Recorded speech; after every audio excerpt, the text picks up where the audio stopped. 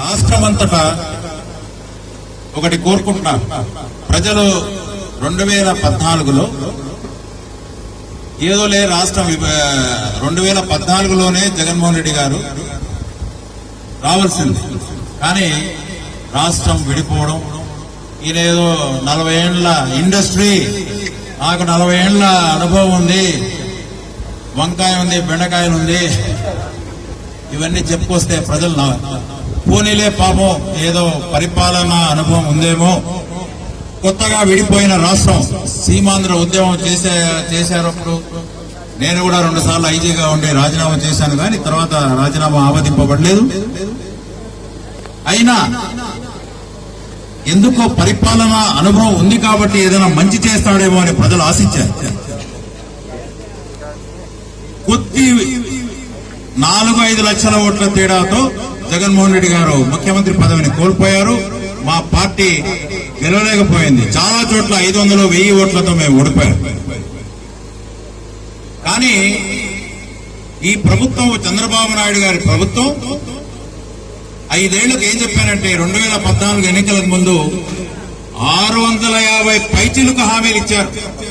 ఒకే ఒక అబద్ధపు హామీ జగన్మోహన్ రెడ్డి గారు ఇచ్చి ఉంటే రైతులకు మొత్తం రుణాలు మాఫీ చేయండి అని మా పార్టీ వాళ్ళు అడిగారు. ఆయన ఒకటే చెప్పాడు, చూడబ్బా, దీనికి ఇప్పుడున్న ఖజానాకు పరిస్థితి అప్పుడు లేదు, నేను ఇవ్వలేను, మాట తప్పని మడమ తిప్పని నాయకత్వం మాది, రాజన్న ఎప్పుడూ యూటర్న్ అనే, అంటే జీవితంలో మాట తప్పని నేత మా తండ్రి గారు, నేను కూడా మాట తప్పను, అలవిగాని హామీలు ఇవ్వనని చెప్పి పదవి కోల్పోయినా సరే మాటకు కట్టుబడిన వ్యక్తి జగన్మోహన్ రెడ్డి గారు. ఈయన 650 రైతులకు రుణమాఫీ మొత్తం చేస్తానని అప్ప తర్వాత అట్లా చెప్పలేదా? ఏదో ఇప్పటికి కూడా చెక్కులు అసలు వస్తానే ఉన్నాయి. 9 మొత్తం ఎన్నో వేల కోట్లు ఉంటే 9,000 కోట్లు కూడా మాఫీ కాదు.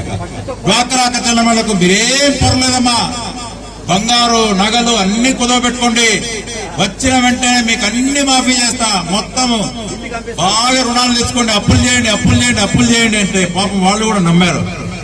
చంద్రబాబు నాయుడు గారికి 40 ఏళ్ల పరిపాలన అనుభవం ఉంది చెప్పాడని రోడ్డున పడేశారు. కొందరు సోదరి మండలకైతే పాపం వాళ్ళ పుస్తలు కూడా ఇంకా తాకట్టు పెట్టి తెచ్చుకున్నారు, వాళ్ళ తాలిబొట్లు కూడా తాకట్టు పెట్టి రుణాలు తీసుకున్నారు. అయ్యా 50,000 డ్వాక్రా రుణానికి 14,000 వడ్డీ అవుతుంది. మీరు 10,000 కూడా ముష్టి ఇచ్చినట్టు 2,000 చెక్ ఒకసారి, ఇంకొక 2,000 చెక్ ఒకసారి, ఎలక్షన్ల తర్వాత 2 చెక్కులు, కొన్ని అసలు బ్యాంకులకు పోతే ఇవి చెల్లవు, మేము ఇవ్వము, నో క్యాష్ అంటే ఆ మహిళలను కూడా వంచే పరిస్థితి. మీకు రైతులు, మహిళలు, అక్కచెల్లెమ్మలు, సోదరులు మౌలిక సదుపాయాలు కల్పించాలా, ప్రజా సంక్షేమం చేయాలనేది ఎలక్షన్లప్పుడు మాత్రమే మీకు ప్రజలు గుర్తుకొస్తారు. ఒకటే బెదిరిస్తున్నారు. ఇప్పుడు మీరు మాకు ఓటు వేయకపోతే పెన్షన్ క్యాన్సిల్ అవుతుంది, డ్వాక్రా రుణాలు క్యాన్సిల్ అవుతాయని టీడీపీ వాళ్ళు బెదిరింపులు.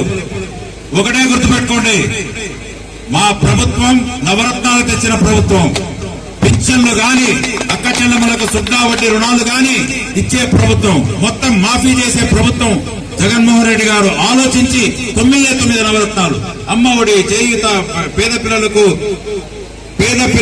చదువు, పేదలకు ఆరోగ్యం, ఇవన్నీ రైతులకు రైతు బంధు పథకం, రైతులకు రైతు భరోసా, రైతు ఆసరా కదా 12,500 గాని, ఫ్రీ బోర్లు ఇవ్వడం గాని, ధర స్థిరీకరణ నిధి గాని, 3,000 కోట్లు గాని, రైతులకు వాళ్లకు గిట్టుబాటు ధర గాని ఇచ్చే ప్రభుత్వం మాది.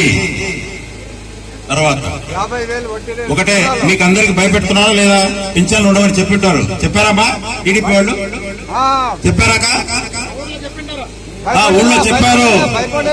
ఈ మాయ మాటలు నమ్మకండి, ఈ బెదిరింపు ధోరణి నమ్మకండి. ఒకటే హెచ్చరిస్తున్నా టీడీపీ వాళ్లను, మీరు ఈ బెదిరింపు ధోరణిలు, దౌర్జన్యాలు చేస్తే వడ్డీతో సహా మూల్యం చెల్లించుకుంటారు మీరు. దయచేసి గుర్తుపెట్టుకోండి అందరూ.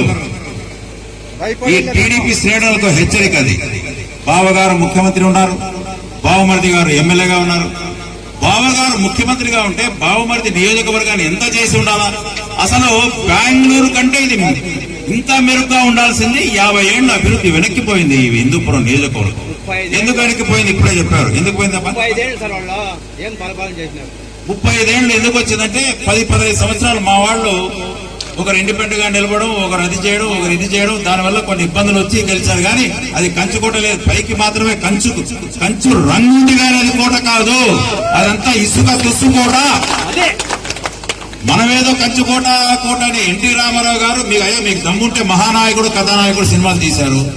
లక్ష్మీస్ ఎన్టీఆర్ సినిమా రిలీజ్ చేసి స్వామి ఆయన అన్నాడు ఎన్టీ రామారావు గారు, నా కొడుకులు నా అల్లుడు నా కొడుకులు కలిసి నన్ను వెన్నుపోటు పొడిచారు, దానివల్ల నేను మానసిక కుంగుబాటుకు లోనయ్యానని ఆ వీడియోలో ఉంది. అది మీకు దమ్ముంటే సినిమా రిలీజ్ చేయండి, ప్రజలు గమనిస్తారు. ఆ సినిమా చూడడానికి చాలా మంది యూట్యూబ్ లో అప్లోడ్ అయినది, అందరూ చూస్తున్నారు. గౌరీబిదినూరు హైదరాబాద్ పోయి చూస్తున్నారు, అందరికీ అసలు తెలుస్తా ఉంది. మీరు మహానాయకుడు కథానాయకుడిలో 95 వరకు సినిమా తీసుకొచ్చి ఆపారు. తర్వాత ఈ నిజమైన రంగు ఏ విధంగా ఎన్టీ రామారావును మీరందరూ వెన్నుపోటు పొడిచి మానసికంగా కృంగదీశారు. అంతేకాదు ప్రజలకు వెన్నుపోటు పొడుస్తానే ఉన్నారు మీరు. ప్రజలకు దాంతో ఆగలే. సామాన్య ప్రజలకు అడవిగాని హామీలు ఇచ్చి వాగ్దానాలు ఇచ్చి అసలు ఒక్కటి అమలు చేయకుండా ఎలక్షన్లు దీంట్లో నా కొడుకులు గాని అల్లులు గాని రాజకీయాలకు వచ్చేది లేదు.